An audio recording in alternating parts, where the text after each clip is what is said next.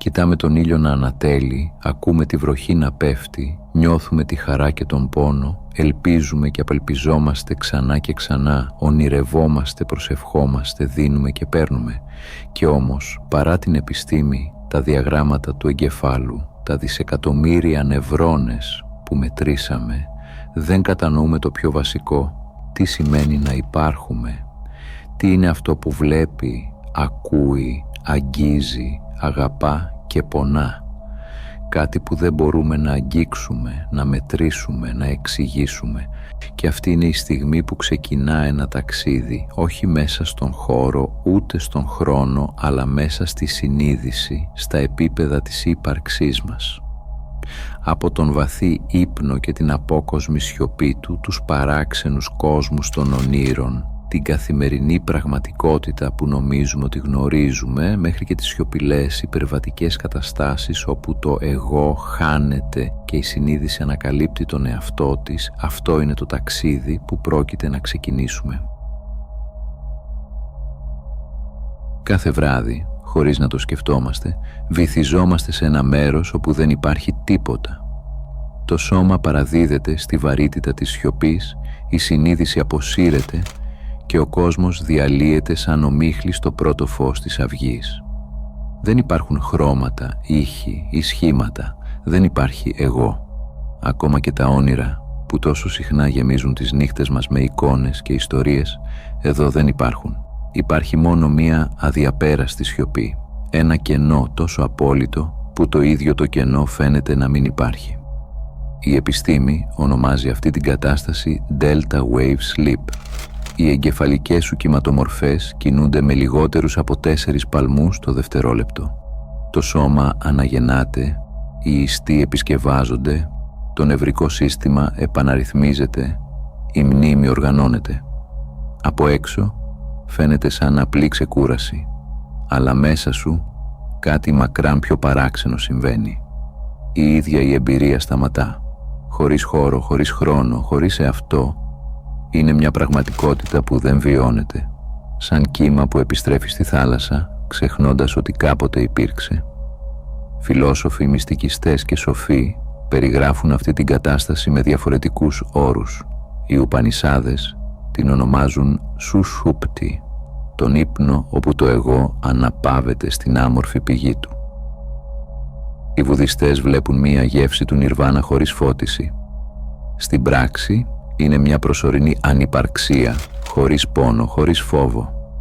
Κι όμως ακόμα και εδώ υπάρχει ένα σπόρο συνείδησης, κάτι γνωρίζει ότι τίποτα δεν συμβαίνει. Γιατί κάθε πρωί ξυπνάς και ξέρεις ότι ήσουν εκεί, ακόμα και αν δεν το θυμάσαι. Ο βαθύς ύπνος είναι με τον τρόπο του μία μικρή νίκη της ειρήνης. Είναι ο θάνατος που επιστρέφει κάθε νύχτα και η αναγέννηση που ξυπνάει με το πρώτο φως. Μια σιωπηλή υπενθύμηση ότι η συνείδηση υπάρχει πάντα, ακόμα και όταν η ίδια ξεχνάει τον εαυτό της.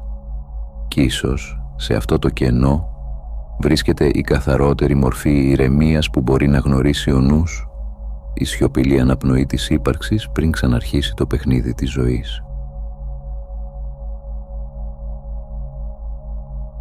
Μετά τη σιωπή του βαθύ ύπνου κάτι αρχίζει να κινείται. Σκοτεινές σκιές παίρνουν μορφή, ήχοι αντιχούν από το πουθενά και ξαφνικά βρίσκεσαι σε έναν κόσμο που μόνο η δική σου συνείδηση μπορεί να δημιουργήσει. Αυτός είναι ο κόσμος των ονείρων. Το σώμα παραμένει ακίνητο, η πραγματικότητα σιωπά, και όμως μέσα στο θέατρο του εγκεφάλου σου αναδύονται ολόκληρα σύμπαντα. Ολόκληρα σύμπαντα γεννιούνται και πεθαίνουν. Πρόσωπα που έχεις γνωρίσει ή ποτέ δεν γνώρισες συνυπάρχουν. Χρόνος και χώρος χάνουν το νόημά τους. Σε λίγα λεπτά μπορείς να ζήσεις μία ολόκληρη ζωή, να πετάξεις σε άπειρους ουρανούς ή να παγιδευτείς σε δωμάτια χωρίς πόρτες. Και παρά τον σουρεαλισμό που χαρακτηρίζει τα όνειρα, όλα φαίνονται αληθινά. Η επιστήμη περιγράφει τα όνειρα ως φάση REM, μια φάση όπου ο εγκέφαλος ξαναζωντανεύει. Η καρδιά μπορεί να ηρεμεί, αλλά ο νους σου λυκνίζεται σε ρυθμούς ταχύτερους από την καθημερινότητα, γεμάτος φαντασία, συναισθήματα και αφήγηση. Κάθε όνειρο είναι μια μικρογραφία της ίδιας της ύπαρξης. Είσαι δημιουργός και παρατηρητής ταυτόχρονα. Οι Ουπανισάδες μιλούν για Σουάπνα, έναν εσωτερικό κόσμο που αντικατοπτρίζει και διαστρεβλώνει την πραγματικότητα. Οι αρχαίοι Έλληνες πίστευαν ότι τα όνειρα είναι μηνύματα θεών. Ο Φρόιν τα είδε ως παράθυρα στο ασυνείδητο. Ακόμα και η νευροεπιστήμη μιλά για αλχημία μνήμης, όπου ο εγκέφαλος αναμειγνύει θραύσματα της μέρας σε συμβολικές ιστορίες. Και όμως καμία εξήγηση δεν συλλαμβάνει την αλήθεια. Στο όνειρο, εσύ είσαι και ο κόσμος και ο δημιουργός του. Κάθε φωνή είναι η δική σου, κάθε πρόσωπο σχηματίζεται από τις αναμνήσεις σου. Ξεχνάς ότι δημιούργησες τον κόσμο γύρω σου και περιπλανιέσαι σαν χαρακτήρας, αλλά όπως και στον αληθινό κόσμο, οι καταστάσεις στα όνειρα μας επηρεάζουν. Ένας εφιάλτης μας τρομάζει, ένα φωτεινό όνειρο μας χαρίζει γαλήνη. Μέσα σε αυτά τα ατελείωτα ταξίδια, η συνείδηση αρχίζει να κατανοεί την πιο βαθιά της δύναμη, τη δημιουργικότητα και την ικανότητα να ονειρεύεται πραγματικότητα και ίσως να μας υπενθυμίζει ότι η ίδια η ζωή μας στην καθημερινότητά της δεν είναι παρά ένας μεγάλος, συλλογικός, ονειρικός καμβάς. Ξυπνάς. Ο ήλιος μπαίνει μέσα από το παράθυρο, τα χρώματα, οι ήχοι, οι μυρωδιές σε πλημμυρίζουν. Η συνείδηση ανοίγει και πάλι, γεμάτη από όλες τις λεπτομέρειες που σχηματίζουν τον κόσμο γύρω σου. Η καθημερινή ζωή φαίνεται σταθερή, πραγματική, αδιαμφισβήτητη. Νιώθεις το βάρος του σώματος, την υφή του αέρα στο δέρμα σου, το πέρασμα του χρόνου. Κι όμως από αυτήν την προοπτική όλα είναι μία προσομοίωση, μια σύνθεση χιλιάδων σημάτων που ο εγκέφαλος μετατρέπει σε εμπειρία. Οι φιλόσοφοι το ονόμασαν η ψευδαίσθηση της εγρήγορσης. Ο Ντεκάρτ αναρωτήθηκε αν ζούμε μέσα σε ένα διαρκές όνειρο. Ο Καντ είπε ότι η πραγματικότητα που αντιλαμβανόμαστε δεν είναι το ίδιο το αντικείμενο, αλλά η εικόνα του που φιλτράρεται μέσω των δομών της συνείδησής μας. Ο Χόφμαν το περιγράφει ως user interface. Οι αισθήσεις δεν αποκαλύπτουν την αλήθεια. Μας δείχνουν ό,τι χρειάζεται για να επιβιώσουμε. Άλλα πλάσματα βλέπουν τον κόσμο αλλιώς. Οι νυχτερίδες με ηχοεντοπισμό, τα ψάρια με μαγνητικά πεδία. Κι όμως, παρά τις αυταπάτες και τους περιορισμούς που φέρει, η εγρήγορση δημιουργεί αντίσταση, συνέπεια, μια αίσθηση ότι κάτι σταθερό υπάρχει, την φυσική τάξη, τους νόμους που διασφαλίζουν ότι η ζωή προχωρά, το ίδιο φεγγάρι που βλέπουμε όλοι κοιτάζοντας τον ουρανό τη νύχτα.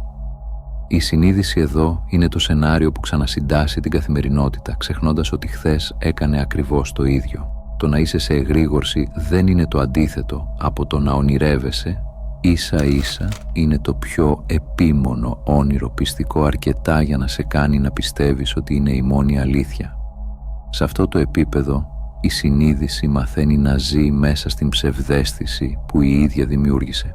Παρατηρεί, αποφασίζει, νιώθει, βγάζει νοήματα, συνθέτει διηγήματα, δημιουργεί σχέσεις και ιστορίες. Αλλά αν κοιτάξεις προσεκτικά θα δεις ότι κάτω από τον θόρυβο και τα σχήματα υπάρχει πάντα ένα αόρατο θεμέλιο, η ίδια η ικανότητα να βλέπεις και να αναγνωρίζεις. Και αυτή η συνειδητή ματιά είναι το πρώτο βήμα για να προχωρήσεις πέρα από την καθημερινότητα προς τα βάθη της ύπαρξης που ονειρεύεται.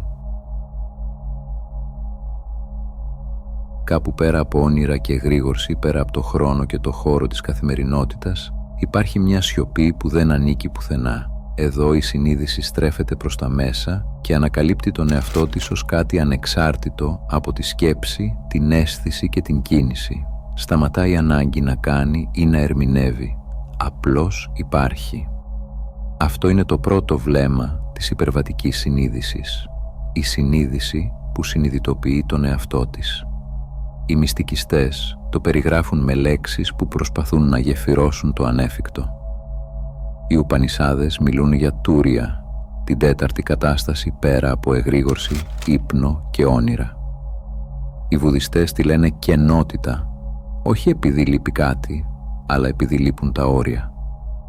Επιστημονικά, μετρήσεις EEG σε έμπειρους διαλογιστές δείχνουν συγχρονισμό και αρμονία ανάμεσα στα εγκεφαλικά ημισφαίρια.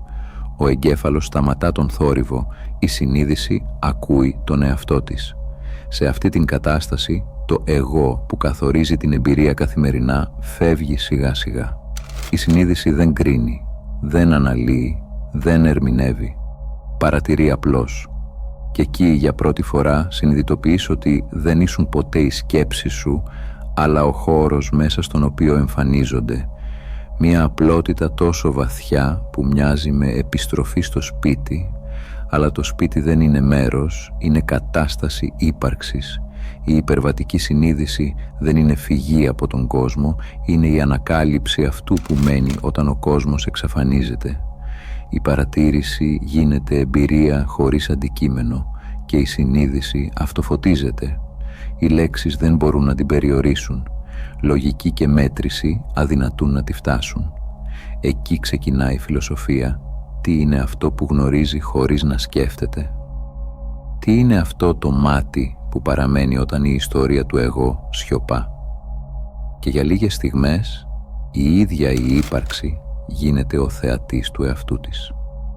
Η σιωπή αποκτά φως και η συνείδηση συνειδητοποιεί την απλότητα της ύπαρξής της.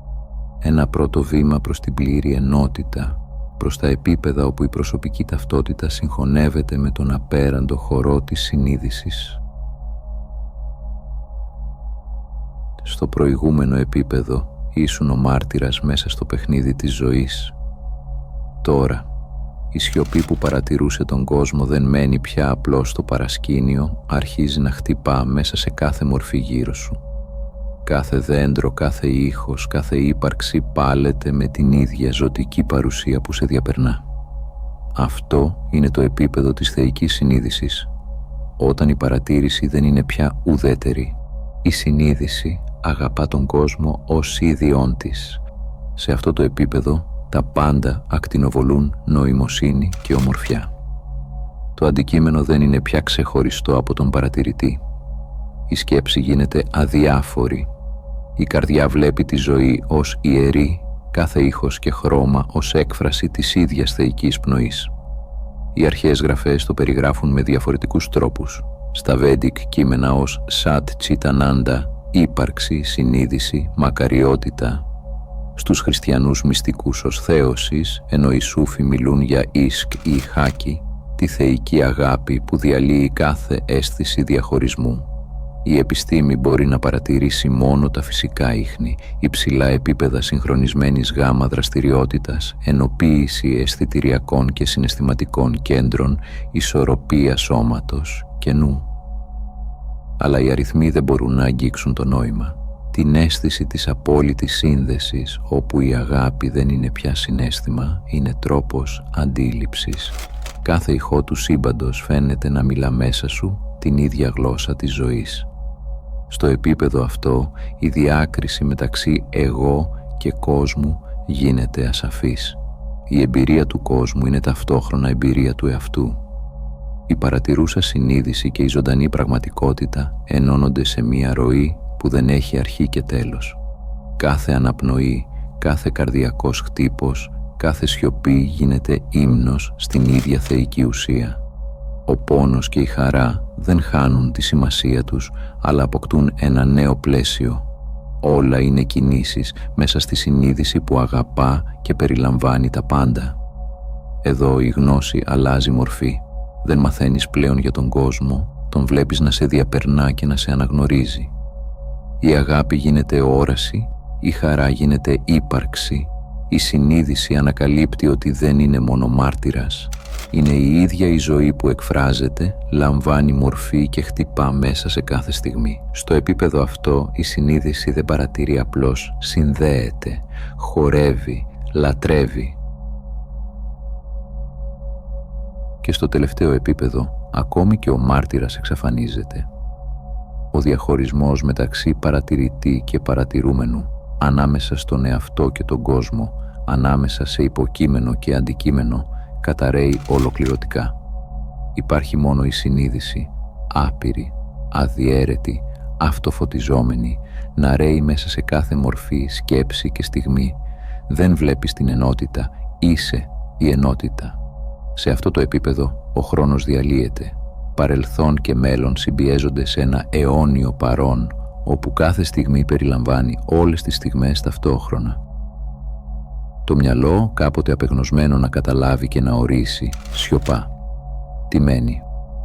Καθαρή ύπαρξη, φωτεινή και πλήρης, η ίδια η ουσία της συνείδησης που δεν έχει ξεκινήσει ούτε τελειώνει. Οι μυστικιστές περιέγραψαν αυτή την εμπειρία με αλληγορία και ποίηση. Στη Βάντα είναι η πραγματοποίηση του Μπραμάν, το ένα χωρίς δεύτερο. Στο Μαχαγιάνα βουδισμό είναι το Σουνιάτα, η κενότητα που είναι γεμάτη, όπου μορφή και κενό συγχωνεύονται. Στους σοφούς κάθε παράδοσης, η σταγόνα που γίνεται ωκεανός και ταυτόχρονα παραμένει σταγόνα, η φλόγα που αναγνωρίζει τον εαυτό της σε κάθε άλλη φλόγα. Εδώ η συνείδηση κατανοεί την ίδια τη φύση της, δεν ανέβηκε πουθενά, ήταν πάντα άπειρη, ολόκληρη. Τα επίπεδα ύπνου, ονείρου, εγρήγορσης, σιωπής, μάρτυρα, θεϊκής αγάπης, όλα ήταν κινήσεις μέσα στον ίδιο ωκεανό. Κάθε βήμα, κάθε εμπειρία, κάθε στιγμή ήταν επιστροφή στην πηγή που ποτέ δεν εγκαταλείφθηκε. Η αγάπη που άρχισε στη θεϊκή συνείδηση επεκτείνεται τώρα πέρα από κάθε αντικείμενο. Είναι η ίδια η συνείδηση, απεριόριστη, χωρίς αρχή και τέλος. Κάθε αναπνοή, κάθε ζωή, κάθε γαλαξίας, όλα είναι η ίδια αναπνοή της ύπαρξης που γνωρίζει τον εαυτό της μέσα από σένα. Η αναζήτηση τελειώνει γιατί ο αναζητών δεν υπήρξε ποτέ χωριστά από αυτό που έψαχνε. Υπάρχει μόνο ένα, συνείδηση, ενότητα, ύπαρξη. Και ίσως τελικά δεν υπήρχαν ποτέ 7 επίπεδα. Υπήρχε μόνο ένα, να εμφανίζεται με πολλαπλές μορφές, να ονειρεύεται μέσα από κάθε βλέμμα, κάθε καρδιά, κάθε ζωή. Η συνείδηση δεν είναι κάτι που αποκτάς, είναι αυτό που είσαι, αιώνια, αυτοφωτιζόμενη, ολοκληρωμένη. Το ταξίδι σε όλα τα επίπεδα ήταν μόνο ο καθρέφτης που σου επέτρεψε να δεις τον εαυτό σου να κοιτάζει μέσα από τα δικά σου μάτια. Κάθε αναπνοή, κάθε στιγμή, κάθε βλέμμα είναι η συνείδηση που αναγνωρίζει τον εαυτό της μέσα από τον κόσμο. Και ίσως αυτό είναι το πιο βαθύ μυστήριο και η μεγαλύτερη αλήθεια. Η συνείδηση δεν ήταν ποτέ ξέχωρα από εμάς, ούτε από το σύμπαν. Είναι αυτό που είμαστε, η ίδια η ζωή που παρατηρεί, βιώνει, αγαπά και γνωρίζει τον εαυτό της, διαρκώς, αέναα, μέσα στο αιώνιο παρόν.